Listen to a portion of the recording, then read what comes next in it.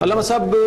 معذور کے جو لیے جو احکامات ہیں میں چاہوں گا اس حوالے سے کچھ ارشاد فرمائیے گا، اور یہاں معذور جو ہے شرعی معذور سے مراد ہے تو اس کی کچھ میں چاہوں گا کچھ تفہیم ہو جائے، اور اس حوالے سے قرآن و حدیث سے ہمیں کیا رہنمائی ملتی ہے میں چاہوں گا اس حوالے سے کچھ فرمائیں۔ الحمدللہ رب العالمین والعاقبۃ للمتقین والصلاة والسلام علی سید الانبیاء والمرسلین۔ اعوذ باللہ من الشیطان الرجیم، بسم اللہ الرحمن الرحیم۔ لا یکلف اللہ نفسا الا وسعها، صدق اللہ مولانا العظیم۔ ماشاءاللہ۔ دیکھیں، دین اسلام رب کائنات نے ایمان والوں پر روزے فرض فرمائے، نماز فرض فرمائی، عبادات کی جتنی بھی اقسام ہیں، جہاد ہیں،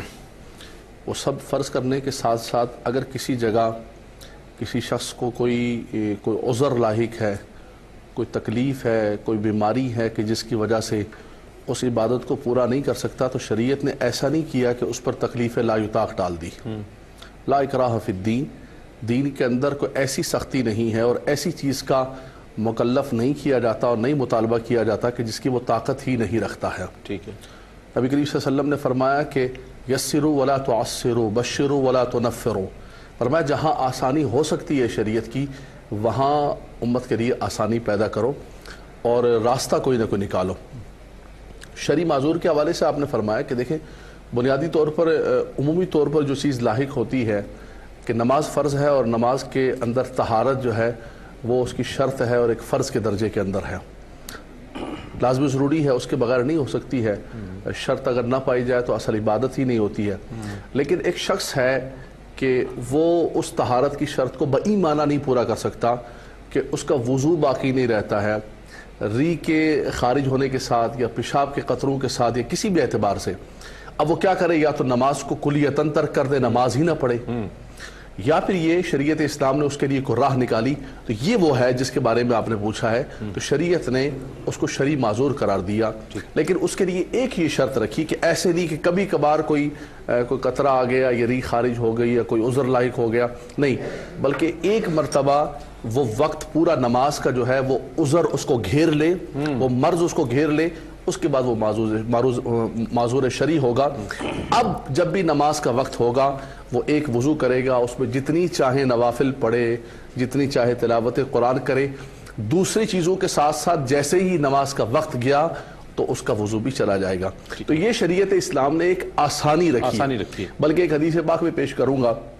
نبی کریم صلی اللہ علیہ وسلم کے صدقے اللہ تعالیٰ نے ہمارے لیے کتنی آسانیاں فرمائی۔ پہلی امتوں کے اندر ایسا ہوتا تھا کہ عبادت خانہ ہو، وہاں جا کے عبادت کی جاتی۔ حضور نے فرمایا کہ جعلت لی الارض مسجدا وطہورا، کیا بات؟ فرمایا کہ میرے لیے ساری روئے زمین کو میرے غلاموں کے لیے مسجد بنا دی ہے، اور فرمایا کہ اس مٹی کو بظاہر دیکھے مٹی ہے، لیکن فرمایا اس مٹی کو آلائے طہارت بنا دیا،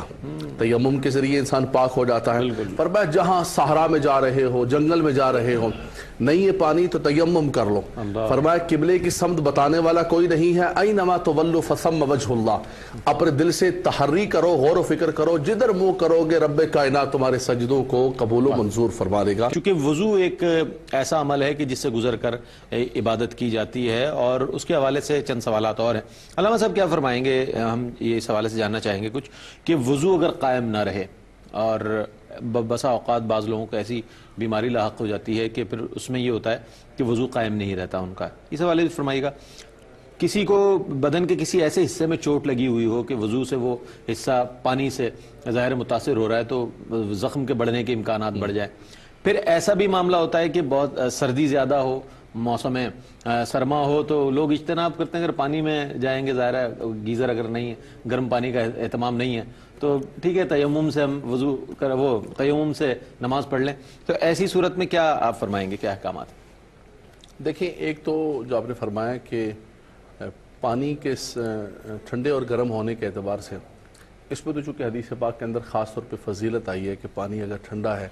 سردی کا موسم ہے، تو یہ تو اعزاز کی بات ہے اور ان عظیمتوں میں سے ہے کہ انسان وضو کرے، اور جیسے کہ مفتی صاحب نے حدیث طیبہ ذکر فرمائی، اور دوہرا ثواب ہے، اور اس کو بہت زیادہ جو ہے ان چیزوں کے اندر ذکر کیا گیا۔ ہاں، اگر کوئی ایسا مرض ہے، انسان بیمار ہے کہ اگر غسل کرے گا اور غسل کی وجہ سے اس کا مرض بڑھ جائے گا اور بہت تکلیف ہوگی، تو وہ ایک استثناء کی کیفیت ہوگی۔ اسی طرح وضو کے حوالے سے آپ نے فرمایا کہ وضو نہیں کر سکتا ہے کسی جگہ زخم ہو چکا ہے، تو اس میں بھی شریعت اسلام نے اس کے لیے آسانی دی ہے کہ اگر زخم کے بگڑنے کا اور خراب ہونے کا ہے یا پٹی کھولتا ہے تو دوبارہ پٹی نہیں باندھ سکے گا، یا پھر اس زخم پر پانی لگے گا تو وہ زخم بگڑ جائے گا، تو اس پٹی کے اوپر ہی گیلا ہاتھ پھیر کر اس کو استثناء دیا ہے کہ وہ معذور شرعی ہے، وہ وہاں سے اس کا وضو مکمل و کامل ہو جائے گا۔ بنیادی طور پر ایک جملہ میں کہوں گا، اور اس کے علاوہ کوئی تیسری چیز آپ کیا فرمایا آپ نے؟ میں یہ عرض کر رہا تھا کہ سردی کے حوالے سے گرم پانی کا لوگ نہیں اہتمام ہوتا ہے، تو اور دوسری یہ کہ تیمم کس وقت کیا جا سکتا ہے، یعنی کہ اس حوالے سے ہاں، یہ میں نے یہ گزارش کی کہ تیمم کی طرف تو اس وقت جائیں گے کہ جب انسان پانی ایک تو نہیں پاتا ہے، یا پھر میں نے گزارش کی کہ ایسا مرض اس کو ہے، بیمار ہے بہت زیادہ،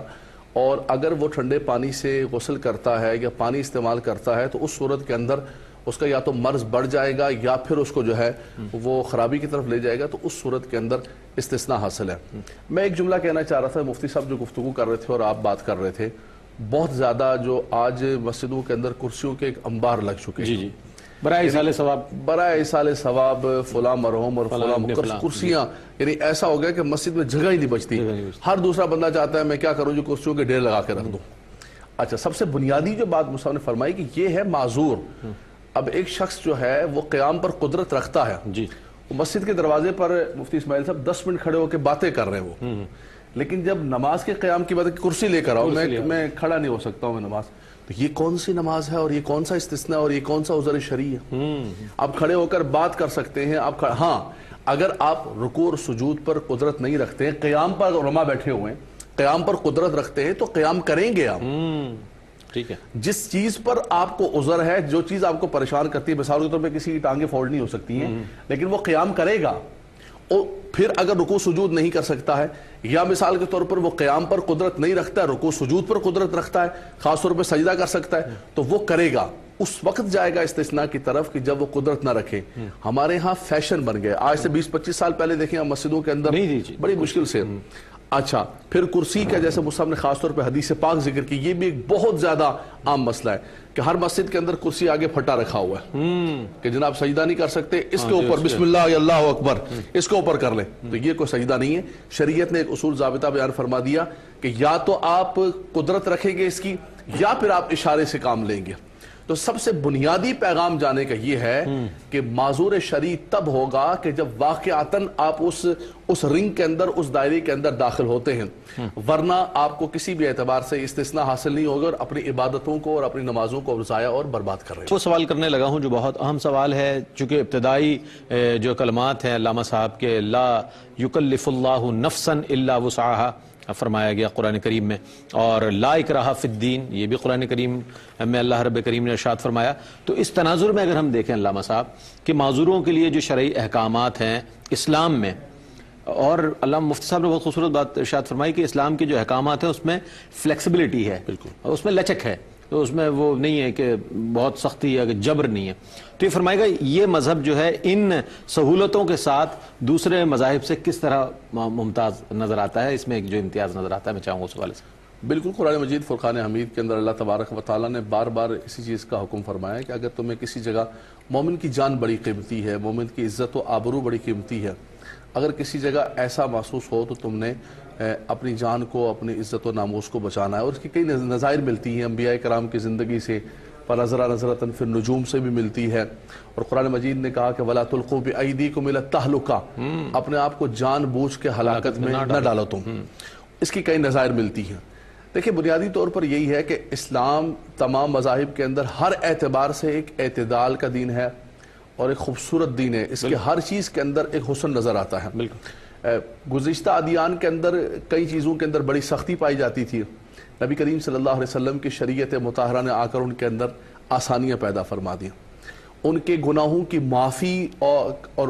گناہوں کو عیاں کرنے کا بڑا معاملہ ہوتا تھا کہ لوگوں کے گھروں کے سامنے اور لوگوں کے دروازوں پر ان کے گناہ لکھے ہوتے تھے۔ آج کتنے کتنے گناہ ہو جاتے ہیں حضور کے صدقے، سب جو ہے وہ چھپے ہوئے، اور حکم دیا ہے کہ من سترہ مسلمن سترہ اللہ یوم القیامہ، فرمایا کہ جو مسلمان کے ستر پوشی کرے گا اللہ تبارک و تعالیٰ اس کی فرمائے گا۔ اسی طرح کئی چیزیں ایسی ہیں، کئی معاملات ایسے ہیں کہ اسلام دوسرے مذاہب میں، دوسرے ادیان کے اندر آپ دیکھیں گے کہ اس کے اندر بہت زیادہ آسانی ہے. لیکن یہ جتنے علماء کرام گفتگو کر رہے ہیں ہم سب یہی بتانا چاہ رہے ہیں کہ اسلام کے اندر ایک لشک ہے, اسلام کے احکامات, لیکن دوسرا پہلو اس کا یہ بھی ہوتا ہے کہ کبھی کبھی اس کو غلط طور پر بھی استعمال کیا جاتا ہے. یعنی اسلام کے اندر ایک ہیلے کا اصول ہے ضرورتاً مجبوراً عذر کی بنیاد پر, لیکن ہر بندہ اس ہیلے کو اپنے ہاتھ میں لے کر اور استعمال کرنا شروع کر دے. وہ شرعی ہیلہ ضرورتاً فقہائے کرام نے رکھا, لیکن جب عوام کے ہاتھ میں چلا جائے اور عوام ہر بندہ اس ہیلے کو استعمال کرنے لگے تو پھر ہیلے حلالے ہونے لگیں گے اور دین اسلام کے جو معاملات بہت زیادہ بگڑ جائیں گے. اس لیے اس بات کا خیال کرنا چاہیے. مفتی صاحب نے جو حق سچ کے حوالے سے بہت بنیادی چیزیں ذکر فرمائیں, لیکن ایک بندہ کہے کہ میں کیا کروں, بازار میں حالات ہی ایسے ہیں, سچ بولیں گے تو روزی تو نہیں لا سکوں گا میں شام کو کما کے اپنے بچوں کے لیے, اس لیے اب میرے لیے ضروری یہ ہو گیا. اپنے بیٹھ کے گمان اس نے کر لیا کہ اب مجھے واپس آنا ہے تو لے کر آنا ہے, تو جھوٹ بول کے میں لے کر آؤں. تو یہ شریعت نے کبھی نہیں کہا ہے. وہ مسلم اصول, وہ مسلم احکامات, ان کے اندر کبھی بھی تغیر و تبدل نہیں ہو سکتا ہے. ہاں جہاں پر ضرورت تھی وہاں پر شریعت اسلام نے آپ کو ضرورت عطا فرمائی. ایک میں جملہ کہوں گا خاص طور پر نماز فجر کے حوالے سے, امن و امان کے حوالے سے آپ نے گفتگو فرمائی, اور میں سمجھتا ہوں کہ دونوں صاحبان نے اس کا بڑا اچھا حل نکال دیا. لیکن ایک چیز ہے کہ انسان اگر بیٹھے بیٹھے اپنے گمان کے اندر یہ سمجھنے لگے تو پھر تو کوئی بھی نہیں آئے گا. ہمارے یہاں فجر کی 2 رکعتیں ہوتی ہیں, مختصر قرات ہوتی ہے, اس میں بھی ہوتا ہے کہ مولانا صاحب دوسری رکعت میں اگر انہا آتا ہی نہ پڑھتے تو بڑی مہربانی ہوگی آپ کی. میں نے ہمارے یہاں مفتی صاحب ہمارے یہاں کوٹلی آزاد کشمیر کے اندر گلہار شریف کے اندر روزانہ فجر کی نماز کے اندر 1 سپارہ تلاوت ہوتا ہے. ماشاءاللہ. انتقال فرما چکے وہ حضور خواجہ محمد صادق صاحب نقشبندی رحمۃ اللہ تعالی علیہ, وہ 80 برس کی عمر میں فجر کی نماز میں قیام کے ساتھ کھڑے ہوتے تھے اور خود نماز پڑھتے تھے. تو وہ کہتے ہیں کہ جو آنا چاہو تو 1000 رستے, نہ آنا چاہو تو عذر لاکھوں, برستی بارش مزاج برہم. فرمایا یہ تو انسان کی طبیعت ہے, اگر تم آنا چاہتے ہو, کرنا چاہتے ہو تو کوئی چیز تمہاری رکاوٹ نہیں بنے گی, اور نہیں کرنا ہے تو پھر تم کو یہ بھی موسم بھی خراب ہے, مزاج بھی برہم ہے, بڑی مصیبتیں, بڑی تکلیفیں.